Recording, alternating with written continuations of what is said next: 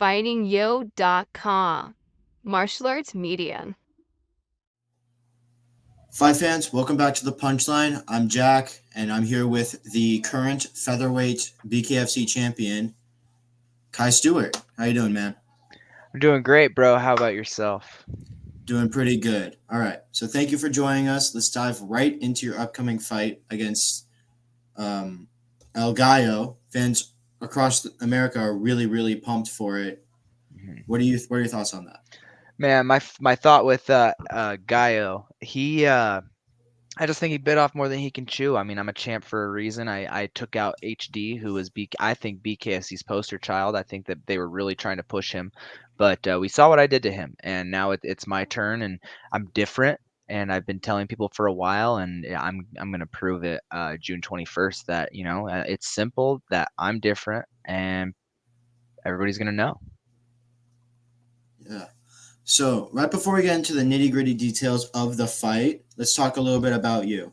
So, you're originally from Montana and Mhm. you're just 23 years old. So, that makes you right now the youngest bare knuckle fighting championship champion in history of the organization. This Yep. upcoming fight will mark your second title defense, which is, might I say, very impressive. And in your downtime, we've seen you relaxing, playing video games like we talked right before this, smoking, and recently you've been golfing. So, how do you balance training with your hobbies, and how do you stay relaxed and focused during the camps? Yeah, so even during a camp, my life is not um, based on my wins and losses in my sport. So I balance that by having a lot of hobbies outside of my sport. I am grateful that I get to compete for money. Bare knuckles crazy, and I've become very, very good at it, and I am mentally built for it. So I'm grateful that I'm here, and I'm here to stay. I'm about to be the king of the organization come June 21st. But yeah, it boils down to being grateful for what I have, and what I have is a lot of opportunities and hobbies, and I want to be able to experience all of them. And uh, yeah, it's been a lot less like focused on the win and the outcome and more how much better can I get at my sport today. Right.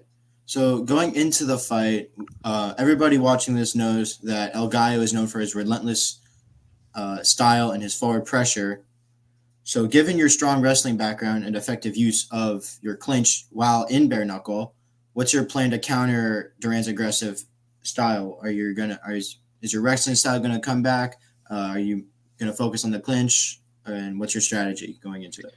I mean, I would love for him to just barrel at me on the whistle and I can just knock him out and then we can go party. I do think that that is a very big possibility. Uh, I don't really care about his game plan because I have game plans A through Z. He can throw anything at me. I will say if he wants to pressure me, bro, like what happens when we get to the end of the second round or we enter the third or fourth round, bro? Like we saw that he doesn't have the cardio against Louis Lopez. I have insane cardio. I even in the elevation of Salt Lake City, I just wasn't tired in my fight. Like I could have gone in an extra 5 or 6 rounds. So, I mean, he could pressure me all he wants, but in the end, I think he's going to be hurting himself because I'm not a quitter. Like the people that he's fought in the past, they've all quit. He hasn't knocked anybody out. Yeah, he's finished them, and hats off to him. That I mean, that's why he got the fight is because he has 6 finishes. But he hasn't like they all look up at the camera and then they quit and then they stand up at the 10 count. So um, if he thinks that he's just going to barrel at me and have me quit, he's crazy. So once we get into those later rounds, if it gets there, unless I might knock him out early, but if once we get to those later rounds, it's like he can pressure me all he wants because he can't keep it up for 10 minutes. Right. And speaking on Louis Lopez, you have a win over him and Howard Davis, both very big names in the organization, let alone the sport. So now you're facing El Gallo, who is currently undefeated and has a significant backing from the promotion. So how do you feel about your progression of your opponents, and what does the fight mean in terms for you for solidifying your legacy as the now and current BKFC featherweight champion? He win or lose, I'm in a great spot. I've won my world title. I'm about to get paid a fat bag. But I mean, opponent wise, I think HD was the second toughest guy in the division. Um, I proved that he's the second toughest guy in the division whenever I broke him, and he didn't have the respect Duran has, and I mean Duran is dangerous. So I'm not taking anything away from what he's done, but he had look at his competition is all I can say. Because yeah, he beat Louis, but Louis had the camp of his life against me. Louis comes out after he lost, and even before he lost, saying that he wasn't training properly. He rolled off the couch, and Duran struggled. And I do think that the difference between an elite athlete and somebody doing this for social media is gonna come out on June 21st. And speaking of social media, Duran has publicly stated that he is, and I quote, going to drown you in this fight, implying that he plans to overwhelm you with his previously stated relentless pressure. So, given that you're typically the one that's putting the pressure and going forward in your matches, how do you plan to handle his aggressive approach, and what's your response to this bold prediction? Once I put my hands on him, whether it's with punches or with the clinch, I think his game plan is going to instantly change. I think the first time that he rushes me like he rushed Louis and he goes head first through the ropes, I think his whole game plan is going to change. Just I think the dude is confident, but I think he's confidently delusional, and I don't want to disrespect the guy. I want to put on a good fight, and I really hope he brings a great fight, but I also want to prove that there's levels to this sport, and there's levels to sports in general. And just from an athletic perspective, from a boxing perspective, from a wrestling perspective, I'm just better than Bryan Duran. The only reason this fight is exciting is because it's bare knuckle. So, switching up the gears a little bit, you've had some pretty big interactions on social media with the current bantamweight champ of the UFC, Sean O'Malley, who has mentioned that you have been in his DMs talking trash. So, do you mind sharing your side of the story and what your intentions are with those messages? And how do you respond to O'Malley's comments The so that he doesn't know that, or maybe he doesn't want to engage with that? Yeah, O'Malley said that I was in his DMs talking shit, and I scrolled back. I honestly, I was hyping up his stories after for most of the stories, but the only shit talking DM, he posted something regarding wrestlers sucking. And Miles Mazurkiewicz, you look up Miles Mazurkiewicz on YouTube, and he beats the dog shit out of O'Malley. So all I said, the only negative DM that he received 3 years before his press conference was, "What about Miles Mazurkiewicz, the only wrestler you've ever faced?" And whenever my name got mentioned, he was butthurt about it, and he could have, if he left it at that kid sucks, next question, okay, he might have meant it.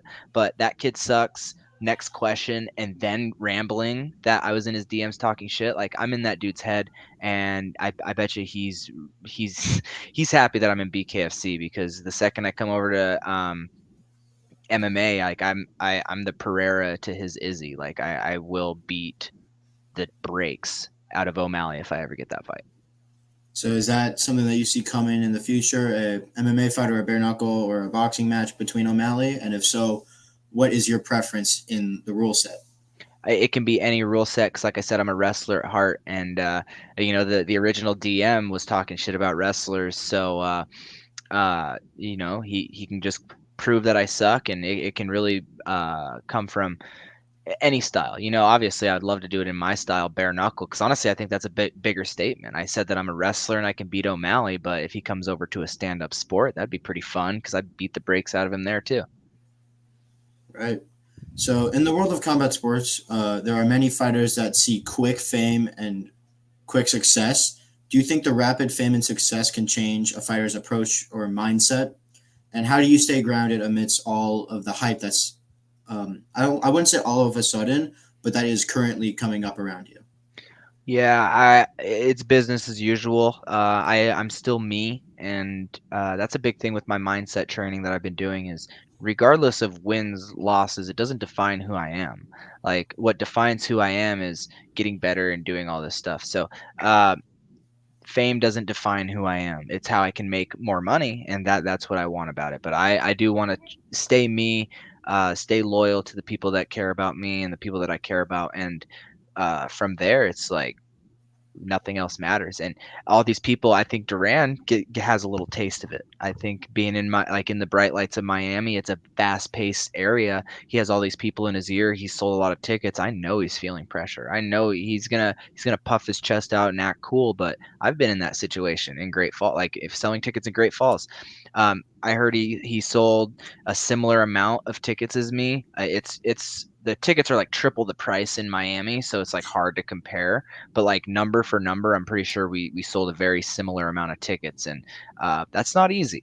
So I think he's going to be feeling pressure. I think some people just don't know how to handle it. I'm in Great Falls, Montana. Like I don't if I become a multi-millionaire, I'm probably still going to be in Montana going fishing, going golfing, I'm going to go just be me. If I'm being me, none of the rest is going to bother me. Right. And personally, I don't really usually bring a little bit of like personality into this, but that's why I kind of started following you recently. I saw that one of the big things that I like about a fighter is when they're not afraid to be themselves, and you are truly, honestly yourself. And I really do respect that because a lot of fighters put on a facade. So, Mhm. what do you think about people that either put on a facade or are just themselves relentlessly, like yourself? You know, I think Brian Duran is putting on a front. I think that he's backstepped in a couple interviews saying that he respects me and he's a fan of me, and I think it's because he talked shit to beg for the fight, and he got the fight, and then he's like, oh fuck, like Kai's a better fighter than me. I'm gonna respect him because then win, lose or draw, it's like there's nothing left to be said. But uh, I see that. I see that, and because through it all, like I haven't really disrespected Duran. I just give my honest opinion because I do think that he brings a level of excitement and toughness to the sport, and he has 6 finishes. I don't have 6 finishes, but he bit off more than he can chew, and I think everything you see is a big front, and it's gonna get exposed. Right. So since becoming champion, we have seen you with some stars. Just to name a few, Rick Ross, really big one, and some public interactions with formerly mentioned Sean O'Malley. So has this increased exposure and these high-profile interactions influenced your career and personal life? And do they have any pressure to say this fight or other personal opportunities? Yeah, it's just been it's been mostly fun. It's been the opportunities that have come forth to me have been fun, and that's what the Rick Ross pool party. Like there was no obligation. I went down there. I smoked off of Rick Ross's blunt. I was at his table for a little bit with his hookah, and it's just like that was an experience. I'm a white boy from Montana, and I was there with my Jewish friend. Like it was an experience of a lifetime, and I'm very grateful for the belt, which today, June 9th, is actually the 1 year anniversary of my title win. And that's looking past on this year has been such a roller coaster. And I can't wait to have another one. I love fighting beginning of summer because once you fight, oh, especially whenever I win, oh, we got like 6 months off. I'm going to go have some fun. I'm going to go barbecue. I'm going to fucking go camping. I'm gonna go do my thing. Right. And like I said before, you aren't afraid to be yourself. So I'm sure that all the followers and then some will be seeing what you're up to. Oh And yeah. I'm very happy for you. Congratulations on the anniversary. I was not aware of that. So I props actually to you so for that. I've been thinking about the anniversary in my head, but then I woke up this morning, instantly went golf, didn't even think about it, and then I got a message halfway through my round saying, "Hey, happy anniversary of your title," and I was like, "Oh shit, yeah, that's today." So um, it puts into perspective time because I fought twice and so much has happened. So we add 2 or 3 more world title defenses onto this. Like life is literally turning into a movie, and I love being the star. Yeah.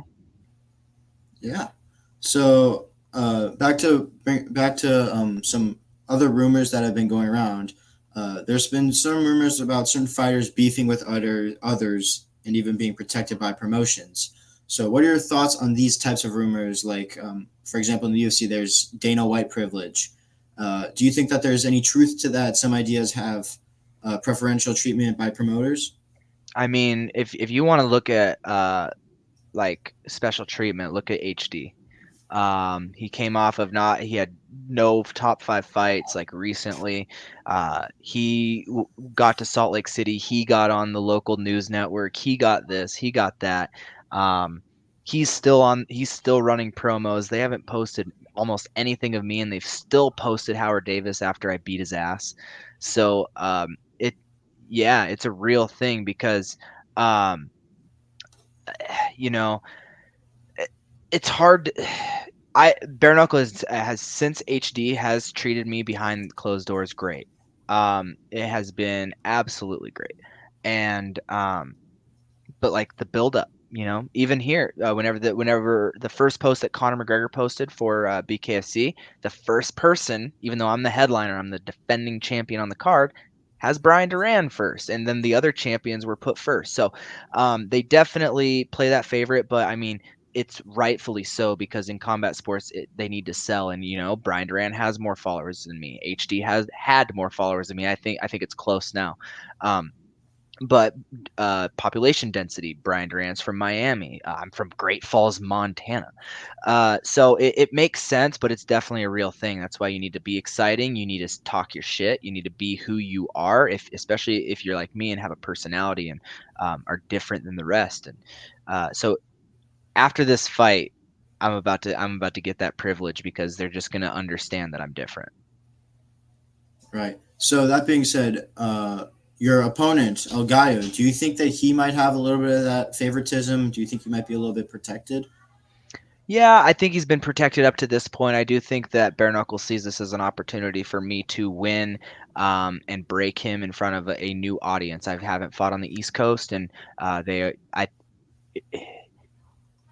I'm gonna leave personal comments out of this because I am a respectful person and I have my wrestlers watch this, but I do think that I'm a way easier person to promote. I think I'm more of a stand-up person than to be able to promote myself to the youth to get that to be a role model. I do think that I'm that guy. So I think Bryan Duran has been protected. I mean, we look at his opponents on his box rec or wherever. He's been protected. I've been thrown to the wolves since Rusty Crowder. I've only had top 5 fights since Rusty Crowder, and I actually took Rusty Crowder on 2 weeks' notice. I was supposed to fight someone else. Um, so like I've had an uphill climb. Bryan Duran, I think HD had the same thing. They were protected, and then they fought somebody tough, and they got their asses kicked, and that's gonna happen again. Right. So your last fight was against a Miami fighter, but it was back in Salt Lake City. So now you're taking Brian El Gallo Duran, another Miami fighter, but in on the East Coast, in Florida, in Miami. So are you secretly taking on a mission to beat all of our guys? I want to be the best in the BKFC, and there has been a stigma, at least that bare knuckle makes it seem like, especially because Florida's their home away from home. They're wanting to push the Miami fighters. So if I only have to fight Miami fighters to become the king of this shit, then sign me up. They asked me where I wanted to fight, and I said wherever I fight next needs to be in my opponent's hometown, so I can be that guy. Where's my exact words to Dave Feldman in Albuquerque. Because he basically told me that Jimmy Rivera didn't want to fight. He wanted to take another fight before he got it. I was a little disappointed. I did not get any names from Feldman, but he said, "Where do you want to fight?" And I said, "Give me whoever's going to pay me. Who I want to get paid the most, and I want to go to somebody's hometown." So, and it is a mission. At this point, it is a mission to be victorious in Miami. All right. I can't wait to see you fight Miami. To Are personally. you guys going to be there live? Yeah, we're gonna be there ringside. Hey, so my birthday is June 17th. I fly in the 16th. I'm going to be around all fight week. Wait, are you guys from Florida? Yeah, I'm based in a South Miami. Oh, okay. Brian's based up. Well, I'm sure we'll have Yeah. this out if you. But yeah, maybe we'll do like a little in Yeah. like IRL I, interview I maybe. I'd be totally down as long as I can get my weight cut and I get my workouts in. I'm gonna have free time, and I know that my Airbnb is super nice. So we're gonna be able to do something. We can figure something out. I'm sure I could give you some golf course recommendations too, actually. So we just went to book our Airbnb like yesterday, and the one that we got, like we're gonna get, was on a beautiful golf course. Oh, Um, damn. so unfortunately, we didn't get that Airbnb, but we're gonna find one. We're gonna find a golf course. I'll stroke it on fight week. Nice. So back to the fights. So fighting in somebody else's hometown is a challenge in and of itself, let alone whoever the fighter is. Mhm. So how do you handle the pressure of fighting in somebody else's hometown? Does it affect your strategy and mindset going into the fight, knowing that the crowd, especially bare knuckle, I feel like the crowds are always so much more electric. Does that affect your mindset at all? Well, I mean, in the end, I was booed in my hometown because it was split because me and Louis were both from the hometown, and his coach, don't even want to say the dude's name. His coach just was spreading so many rumors about me and making me out to be a bad person. So there was people that hated me, and I got booed. Not only did I get booed, it's a much louder arena in Great Falls, Montana. I went down to a show at the Hard Rock, and just the way that it's set up, it's an auditorium. Like it's meant to be quiet for the performers. So their boos, yeah, they're going to be there. But I mean, I've heard thunderous boos. My high school state finals match had 12,000 people booing.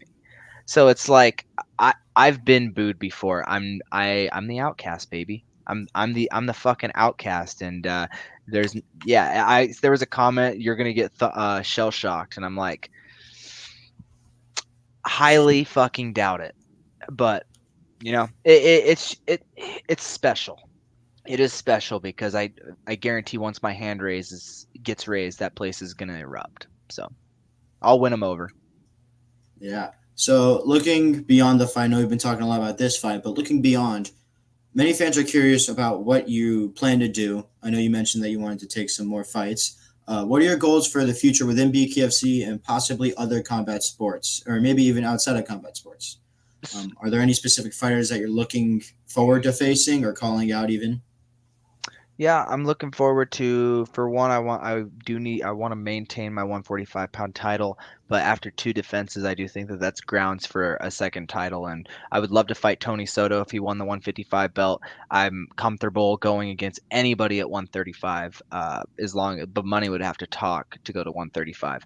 Um, I do think that I could make it pretty easy. But it'd have to make sense. So either that, and outside of my weight class, I want Jimmy Rivera. That's a fight that had a pretty fun build up, and then it just fell off last second. So I want to beat Jimmy Rivera up, and then after I beat Jimmy Rivera up, it's like I want to go overseas. I want to have fun. I want to use this to have fun, And right now, there's really, after Duran, there's nobody interesting or anybody with top 5 fights in my division. So it's either Jimmy Rivera, a second title, or give me the Thailand champion. Like, give me one of those. Like, let's unify this shit. Like, I'm the best in the world for a reason.